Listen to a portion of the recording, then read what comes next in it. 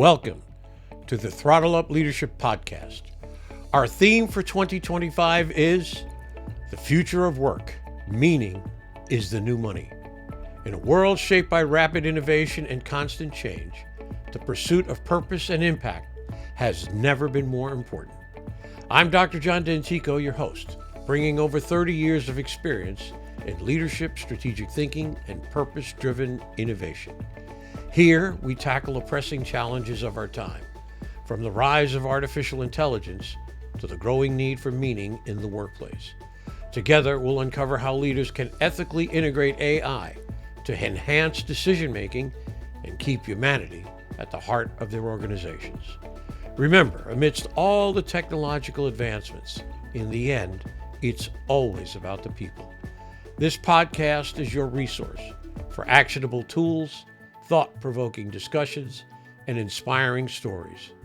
It's time to go beyond leadership development and focus on leadership impact, creating workplaces where people thrive, innovation flourishes, and meaning truly becomes the new currency.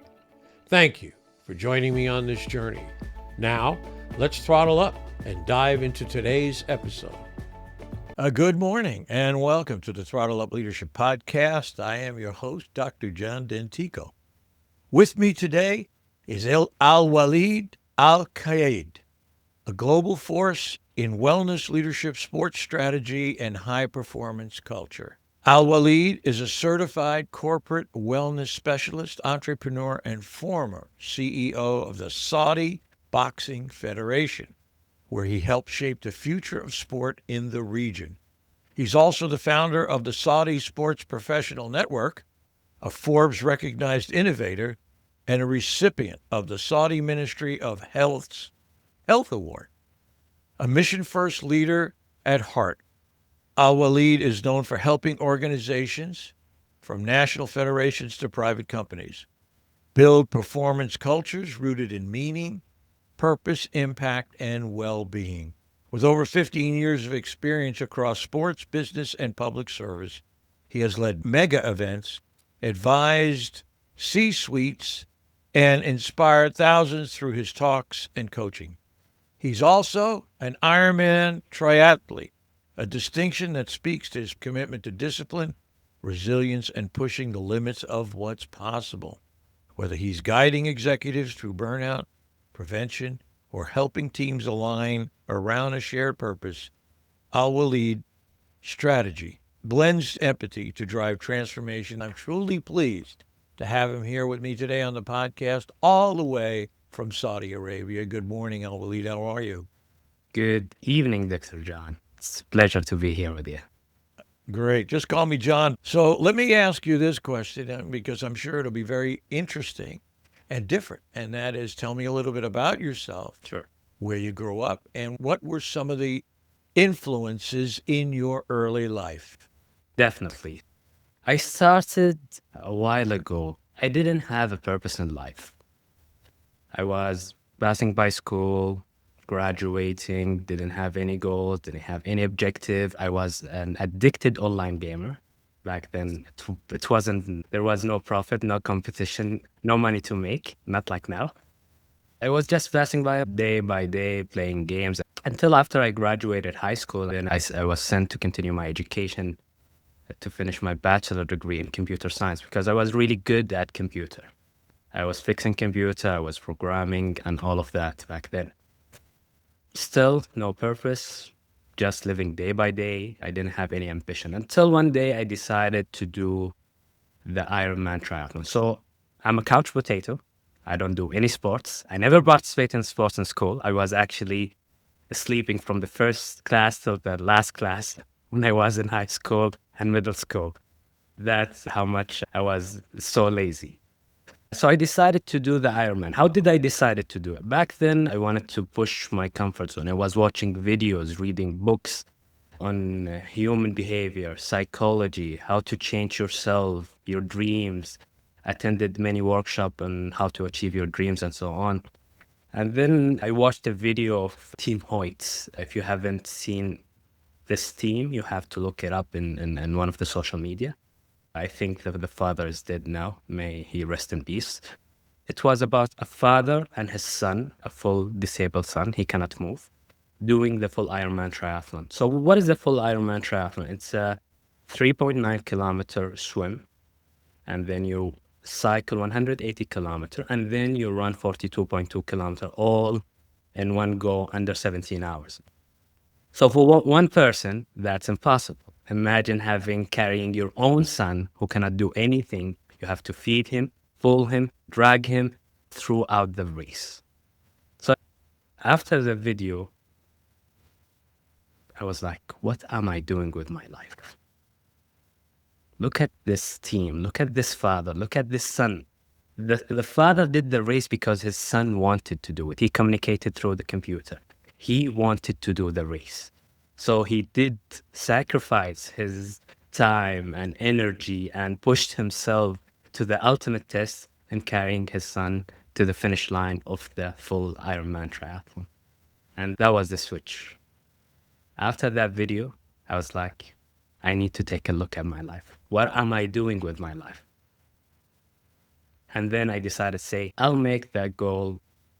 I'll do it in 10 years or whatever. I haven't participated in sports in my life. So I was like, can I take a lot of my energy and preparation in order to do that?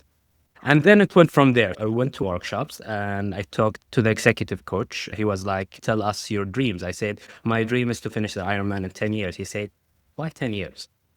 I said, it needs a lot of preparation. I cannot do that. He said, why don't you talk to this guy and do it in 2 to 3 years? I said, okay, let's give it a call. I called this guy. He didn't respond. I emailed him. He didn't respond. So I decided to buy a book to learn how to do this. I took the book. It says I can do it in 24 weeks. I started practicing. I bought whatever bike there is, and I signed up in a membership. And then I was like, hey, wait, I cannot do a 500-meter swim in my first day. I barely can. Well, I have imagined that. So I was like, this book is not going to be able to help me accomplish this goal. So I threw the book. After I read it completely, I found a coach online. I talked to him. He said, yes, you can do it. And then we stopped the preparation. And in that year, John, I faced my ultimate challenge. I completely changed my life. I faced all my fear. I woke up early at 5 o'clock. I woke up early to train. I was studying in Canada. So you know how cold it is, Vancouver and the rest of Canada. It was rainy all the time. And in the winter, it was sometimes snowing. So I had to wake up early, run, and then I had to drive to my coach to cycle and then go to the pool to swim. During the cold times, you don't want to even leave the bed.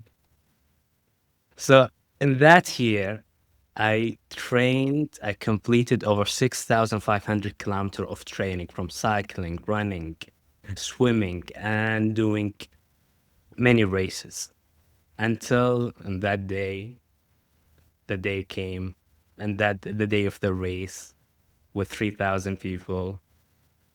And then it clicked.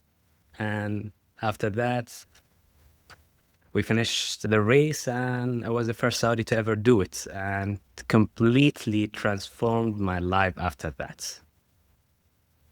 And then after that, I did ultra marathon, a 230-kilometer ultra race in Spain, and I did mountains racing. I did fitness modeling. I changed my career. I changed my education to fitness and sports science. I became a fitness coach, help people. Then it went from being an athlete to a coach to starting my own gyms chain and corporate wellness training and coaching. Then worked in the sports sector as a vice chairman, CEO, a federation, advisor to multiple sports entities, and now working in my own leading platform recruitment company. So it was like all the way. One decision One decision. that you made changed everything. Everything. I am a rabid believer in purpose. Yes. A great believer in purpose. As the great scholar of mythology, Joseph Campbell, used to say, finding your bliss. Correct. What is your bliss? One of the best things when I read his Power of Myth that he did in 1987 with American journalist Bill Moyers. Yeah. Moyers asked him the question, so Joe, is it that all of us here on planet Earth are searching for the meaning of life? And Campbell's reply was, it's futile to search for the meaning of life.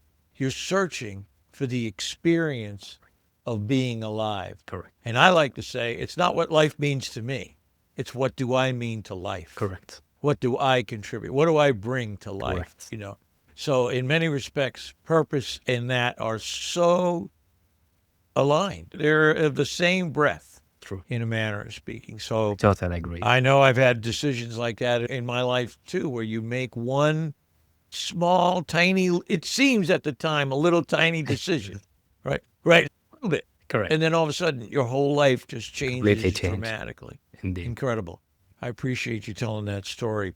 So let me ask you this question. You've led national federations now, founded networks, and advised global sports organizations. Yes. How has your experience as an Ironman triathlete influenced your approach to leadership, resilience, and organizational culture? How has that informed those three ideas? Well, taught me discipline and pushing your comfort zone in life. You have to push your comfort zone to achieve what you really need or want. If you stay in your comfort zone, you will live comfortably, sure, but you're not going to achieve those dreams or goals.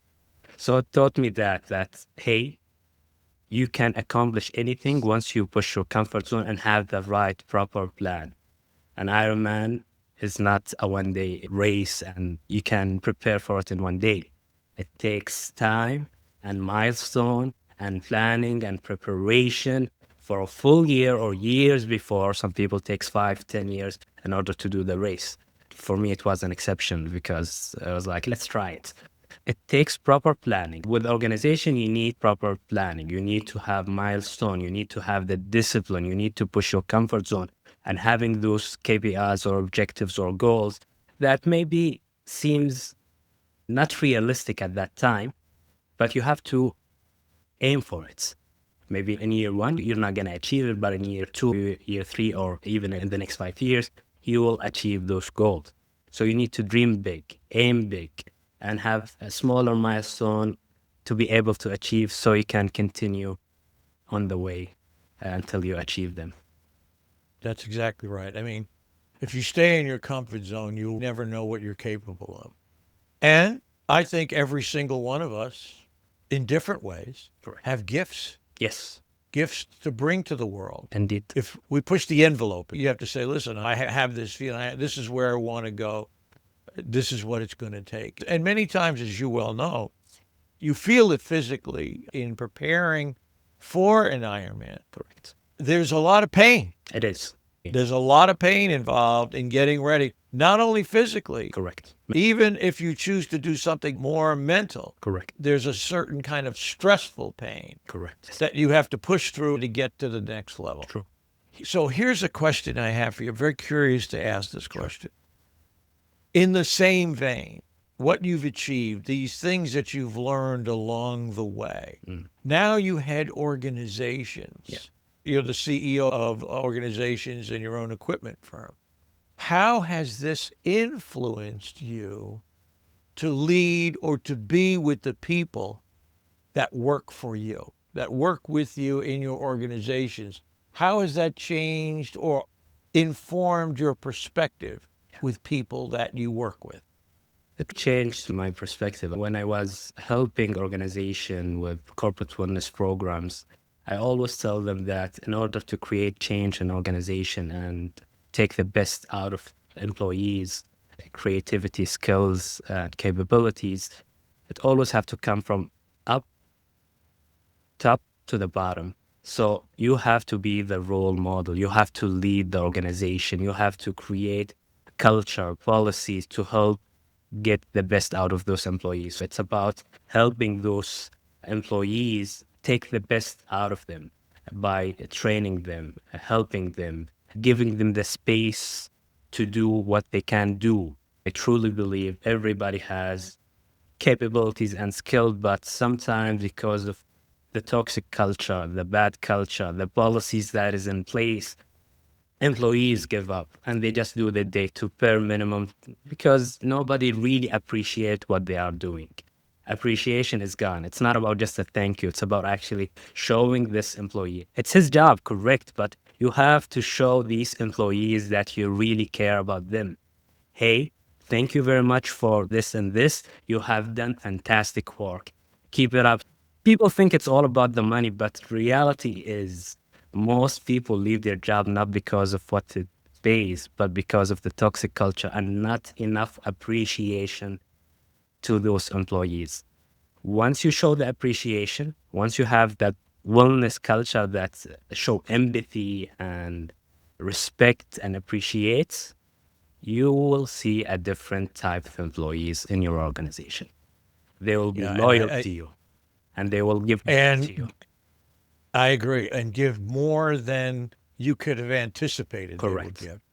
They will be there for you. I absolutely believe. I'm a big believer in collaboration, understanding that contribution at all levels Correct. matters.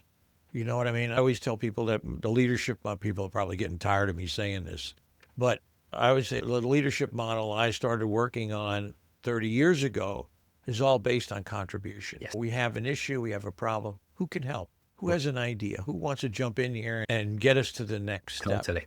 So I think that's in full collaboration, building trust. Yes. Building trust with people, so important, drives everything in the world.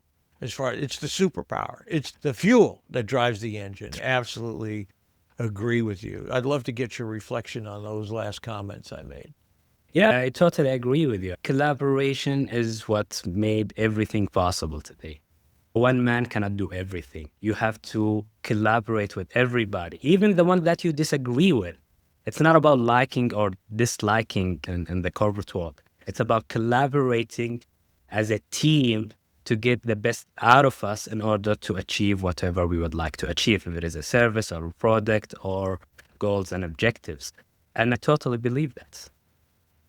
Yeah, I think that's absolutely right. We're trying to get people to understand that you have so much potential and power in an organization. Correct. If you just release it. Everybody's trying to control it. Correct. Maybe you just need to let it go Correct. and see where it takes you. A lot of people don't trust that. Many schools have taught it's all about control. Control. It's all about certainty. As I like to say, I was having a conversation yesterday with a guest Yeah. talking about the way we've raised CEOs. You have to know that kind of a thing. And I said, yeah, except that now with AI and the after effects of COVID, certainly in Western culture, in America, the loss of institutional trust in many places. Now, what you have to do, and this seems so counterintuitive, is you have to embrace doubt and ambiguity. You have to embrace it and say, yeah, this is the world we live in. But here's the thing. No. When you do that, it kicks the door open to Correct. collaboration. Correct. Because you say, wait, I don't know the answer. I really don't understand. Yes. Maybe we have to reach out and see if other people can help us define what the answer or the future may be. It's very interesting to me. Very true. Let me ask you this question. In your work with sports and corporate leaders, what are the most common blind spots that prevent organizations from building truly empowered and well-aligned teams? What are those things that get in the way? Well, one of the things, it's the policy they created and the centralized decision making that they do. In every organization, either in the West or in the East, it's an old management that everything has to come from the boss. All the decisions have to come from the boss. Even the director level or head levels, they have to go to the boss in order to get the approval and so on. And for me, I'm against that. I'm totally against that. Okay, for some decision, yes, but for most decision, you hire people with their capability and experience, and you put them in that place. If they are a director or head, you need to give them the leverage and control of that department. Let them do what they are capable of doing. You don't have to choose every single small thing. Let their creativity do. And if they make a mistake, it happens. We are not a perfect world. This is what angers me sometimes. That leaders think we are a perfect world. Everything has to be perfect. Everything has to be 100%. No, we are in the new era. AI makes mistakes, robot make mistakes, everybody makes mistakes. So we have to learn to accept that we are not perfect. We are human beings. We will make mistakes. We learn from those mistakes and we improve. For me, it's all about giving power to the people, giving power to every department, having a policy that says, do this, do that, you can do this. And if you make a mistake, it happens. Give them room for mistakes, like and up to a certain for a certain amount or something. You can make the decision. You don't need even to go all the way to your manager. These small mistakes empower people in the organization. They feel like my boss and my organization really trust me with making decision. That gives power to that gives trust to the employees. They say they're not going to take it lightly. They will take it and try not to make mistake as people think. The more that you give trust to people, the less mistake that they give, because they know that you trust them so much. So this is And go ahead. creating a policy in terms of wellness, benefits, clarity, promotions, and all of that helps employees that where they see themselves in 5 years. If you are keeping it anonymous or keeping it ambiguous and nobody knows what they should do in order to get promoted or get a better benefit and so on, you're not going to keep employees for long. You'll have to create a pathway for those employees. If you want to be a manager, you'll have to do this, this, this. And if there is a position or slots, it will be promoted within instead of bringing somebody from outside.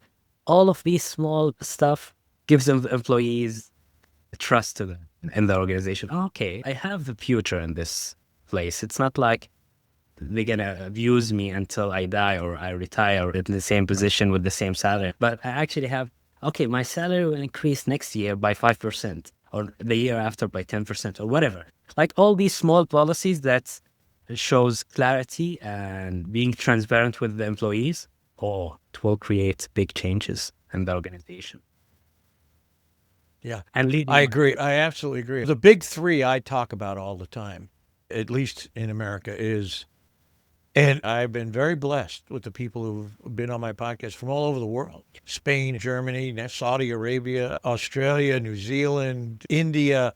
We've all kind of agreed on these three things. Number one is that people want to work for an organization whose values align with their own. Correct. They want to be value driven, and they want that organization to link up with them. They want to know you care about the same things they care about. Correct. Right? Number two, and this is a big one, is they want to be involved in the decision-making processes of the organization. True. They want to have a say. Correct. Everyone, I don't care where you are. Correct. Everyone wants to matter. Yes. Everyone wants to have impact. You know, meaning, you know, my theme this year is meaning is the new money. Yes. Meaning is huge. It's the greatest motivational factor on the planet as far as I'm concerned. Meaning and purpose, as you well know, go hand in hand. Correct. It's basically two sides of the same coin. Correct. And then the third one is they want training and learning. Help me be better. Correct. Help me grow in the world. Correct. So I absolutely agree. If you do that, if you do those three things, a lot of times what I see many times is we hire for skills. Yes. Hey, let me see your resume. You got the, okay, you went to this school, you took these courses, that's great. But I always say, okay, that's important, but maybe you should look for the values of this individual. Totally. Do you link up there? And the other thing I talk about, and you understand this, at the cellular level, you understand this, is what I refer to as heart. The ability to persevere. Correct. Ironman training is a test of heart. It is. That's what it is. It is. Can you hang in there? True. Can you endure the pain? True. Can you make the sacrifices? True. And not make excuses? Like you said, I don't want to get out of my warm bed here in Canada. No, I'm getting out today, Right. and we're going to get it done. Correct. So I always tell people nowadays, look for values, True. look for heart. I've been blessed. I've had more than 3 who've endured very difficult life circumstances. 3 that went to prison and came back out and now are leaders in their respective businesses, healthcare, AI, and financial planning. Prison saved their lives. Yeah. They made the commitment to themselves to do something special, to find meaning, Yeah. to have a different purpose. It's a universal, as far as I can see, that is really about how people can move into the world they're meant to move into. Correct. No excuses, no victimization. Push that away. We're going to go through it. We're going to get there. We're going to make it happen. Correct. I think it's important to reflect on that Yes. for a few seconds. And I'd love to get your reflection on those three ideas of values, involvement in decision-making processes, and training. I totally agree with you, John. Once people have a meaning and once they feel they are listened to and they are respected and they are part of the decision making, it creates a meaning to their life. And they are able to contribute as much as possible. Once you remove that decision making or the feeling they are part of this, you can see it in their face, in their eyes. They'll just do whatever it is to carry day by day just to get the salary. But you create this trust with them. And some of them, they go into being unmotivated. Some of them even go through even worse in their life. Creating value is very important. Contributing to the decision making is very important. Learning and development is very important because, again, whatever works in 20 years before or in the past 20 years is not the same as now. Now with AI, technology, and all new skills and materials and application and program that is out there, they need to be giving training and development all the time to keep up with the world and not saying, hey, you know what, these guys have been here for 20 years, let's just get rid of them. Yeah. Why would you get rid of these guys? These guys were the most trustworthy guys that was in your organization for 20 years, contributed to the success of this organization. They are the one that made it to what it is now. You should have developed them, keep developing them, keep updating them with whatever out there and giving them the best tools that they can have in order to keep up with the world's need now. You shouldn't just get rid of them. So I totally believe with these values. I'm 100% with it. I always believe in it. I always believe in learning and development. This is what I did throughout my organization. The first thing that I tell my team, what skills do you guys think you need so we can bring it to you? Do you need project management skills? Do you need AI skills and how to use ChatGPTs and other tools? Or what would you like to learn? And people can start contributing. Oh, I want this, I think I like. They opened up. It's not like, oh, I know everything. You cannot learn everything. That's a fact. Don't pretend that you are an everything type of guy. You cannot be. You know, and speaking for someone who's quite a bit older than you, Waleed, I will say one of the things that is so underrated, in my opinion, is wisdom. People who've been with the organizations, you say 30 years or so, they've amassed, I suspect, in many cases, as with anywhere in the world, wisdom. Correct. The ability to look at something with a much more knowledgeable, informed awareness Correct. than someone who's just going so hard at it every day, churning and trying to get on that treadmill and go. Correct. Wisdom is underrated. People should say we need a blend of people. Today, we have 5 generations working in the workforce here in the U.S., for example. And a lot of times we get rid of those old people. We don't need them here. And the answer is no. You might want to take a step back and think about this because they bring something special. Correct. They're the facilitators, Correct. if you will. The people who can actually help inform the younger folks who really want to do well in the organization. Correct. So I really appreciate that. I totally agree. Let me ask you this question as we're getting close to the end here, but I can't help myself. So I have to ask you this. Go ahead. AI is disrupting nearly every industry. How can purpose-driven organizations leverage AI without losing the human element at the core of performance and leadership? It's a big question. Well, AI, as any other, it's a tool. It's a tool to be used by individuals. It needs human in order to use that tool in order to improve the organization. For me, it's all about empowering people. And it's not like, oh, you cannot use AI. Of course, there are some sensitive data that you cannot implement internal data servers to train AI on your database so it doesn't go outside and be trained on public data. AI is a tool you use for your organization to empower your employees and teach them the proper way of using those tools. And in order to save time, increase productivity, and have more time for themselves. Instead of having the task be done in 10 hours or 5 days or 1 week, you can do it in 1 day or you can do it in 1 hour and say, guys, you know what? We are done for today. Go ahead. We don't need anything else today. We are done. AI is here as a tool to help us create that work-life balance. Now you I can have agree. the flexibility instead of taking hours or even months. You can do it with AI and save all the time and having this balanced life that we always aim to achieve. That you give time for the family, your friends, go out, travel the world, and at the same time you are able to work instead of just focusing. So it's all about empowering employees to use the tools as best they can, with restriction, of course. And yeah, it will help the organization. It's not against the organization. I agree. Yeah, it's a phenomenal efficiency tool. Correct. It gets things done right quick. I mean, there are things that would take me months Correct. to do, and now I can do them in an hour or two. It helps me Correct. create pathways, compare notes. Correct. But in the end, it's all about my creativity and my thoughts that I'm trying to present to the world in an efficient way. Correct. So that it's easy for them to understand what I'm talking about and where we're going. So let me ask you this final question. What is the future for you? Where are you going? What do you see on the horizon for you as the world evolves? For me, it's all about creating an impact. A few years ago, I took a break from everything and I went to Bali for 3 months.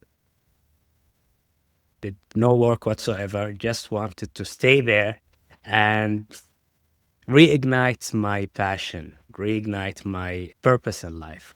So it became clear to me what I want to achieve. I want to create impact either by changing policy and individual lives to make them the best they can be, by promoting wellness, promoting health, promoting fitness, and creating policy changes to make sport as a catalyst for change. Because I believe sports can be a big change in the world and bring people together. It's through sports we will come together. We will remove our differences. We're not going to fight over that. We'll just watch the game and unite, cheering one team against the other. So I believe sports can be a catalyst for change. It can improve health, it can improve well-being, it can create a better society, and improves your mental health as well. It's an overall the best that can be for any country in the world. For me, it's about creating an impact on a higher level, not just an individual level, by creating policies that shape the next generation of health, well-being, and sports in the world. It's wonderful. Absolutely spectacular. I can only think of one other power that has that capability of bringing people together, and that's music. Yes, Music has an ability to bring people together correct. in a way that is just absolutely eye-watering. True. I can't thank you enough for your time today. It's been a wonderful interview. It's been great. And I really salute you Thank you. for finding your purpose, pushing through it, dealing with the pain, and making it happen. I wish you and your family the greatest success in the future. Thank you very much. Thank you so very much. Thank you very much, John. It was a pleasure being here.